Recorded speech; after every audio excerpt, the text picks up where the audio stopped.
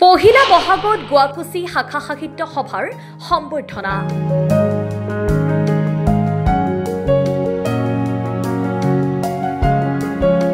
অসম সাহিত্য সভা আৰু নলবাৰী জিলাৰ সাহিত্য সভাৰ আদেশক্ৰমে গুৱাকুচি আঞ্চলিক সাহিত্য সভাই পহিলা বহাগৰ দিনটোত অঞ্চলটোৰ 4গৰাকী বিশিষ্ট ব্যক্তিক সম্বৰ্ধনা জনোৱা হয়।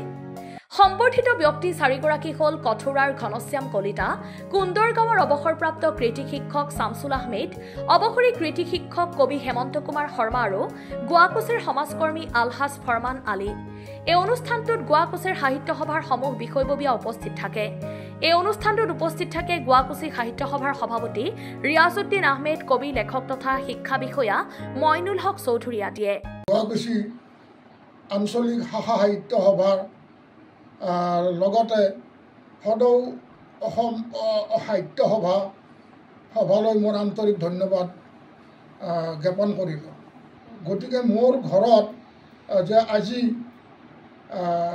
এই আঞ্চলিক শাখা সাহিত্য সভা আৰু অসম সাহিত্য সভাৰ পৰা যি মোক ওলগনি জনাবলৈ মনস্থ কৰিছে, গতিকে তেখেতসকল আহি ইয়াতে উপস্থিত হোৱাৰ লগে লগে মোৰ অন্তৰ আনন্দত উঠলি উঠিল আৰু লগতে অসম সাহিত্য সভা আৰু গুৱাকুচি আঞ্চলিক শাখা সাহিত্য সভালৈ মোৰ হিয়া ভৰা ভাষা জননী।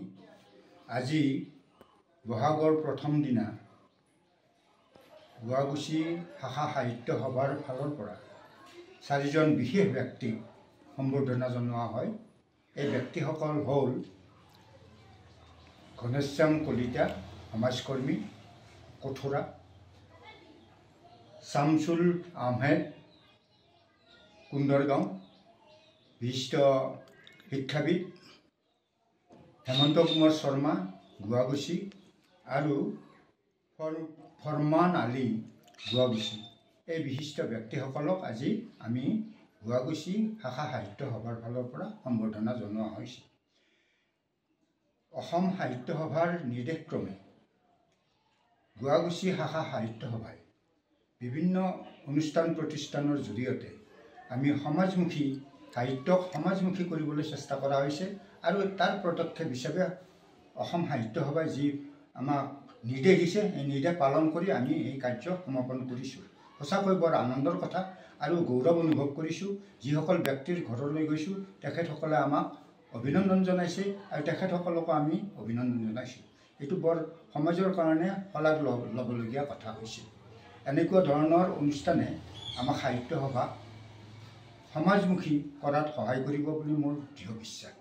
মোৰ ভাষা জননী, আজিৰ এই অনুষ্ঠানটোৰ কাৰণে মই সদৌ অসম সাহিত্য সভাৰ লগতে গুৱাকুচি আঞ্চলিক সাহিত্য সভাৰ সমূহ কৰ্মকৰ্তাক মোৰ ফালৰ পৰা আন্তৰিক অভিনন্দন জ্ঞাপন কৰিছোঁ। আৰু এই অনুষ্ঠানটোৱে আজি মোক যিখিনি সন্মান যাচিলে তাৰ কাৰণে এই শুভক্ষণটো মোৰ অন্তৰত, মোৰ সুখৰ বুকত, মোৰ দুখৰ বুকত সদায় এপাই ৰক্তিম কিংসুকৰ নিচিনা জ্বলি থাকিব।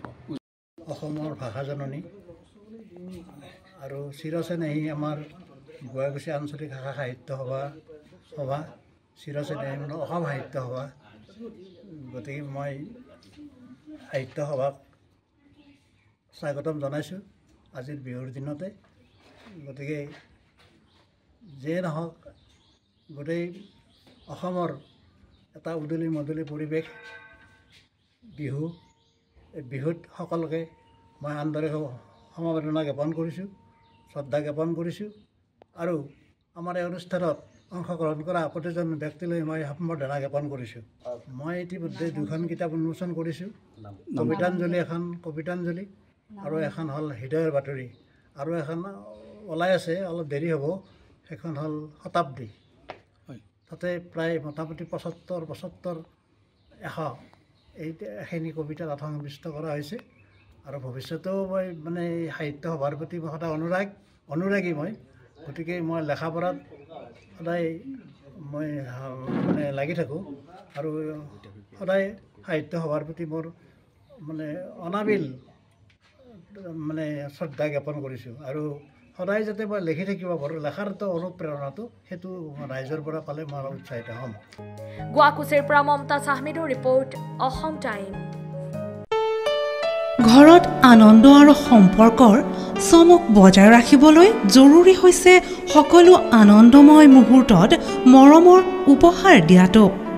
সেইবাবে মধুশ্ৰী জুৱেলাৰ্ছে আনিছে সকলো ৰঙীন ক্ষণৰ বাবে বিশেষ গহনা। হীৰাৰে হওক, সোণৰে হওক বা ৰূপৰে হওক, শ্ৰেষ্ঠ ডিজাইনছ আৰু হলমাৰ্কযুক্ত গহনাই ৰাখে সম্পৰ্কক নিখুঁত। তেনেহ'লে আজিয়ে আনক আনন্দ মধুশ্ৰী জুৱেলাৰ্ছৰ সৈতে। যোগাযোগ কৰক 7028000341 নাইবা ভিজিট কৰক LNB ৰোড, নলবাৰী, অসম।